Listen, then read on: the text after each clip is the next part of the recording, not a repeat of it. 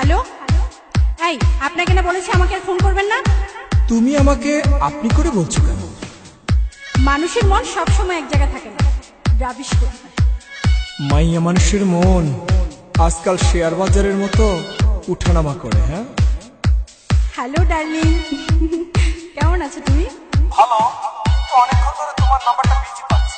আর বলো না, অচেনা একটা নাম্বার থেকে আমায় ভীষণ বিরক্ত করছিল। রাখো তো ওসব কথা, তোমার সাথে কখন দেখা হচ্ছে সেটা বলো। ভীষণ মিস করছি তোমার।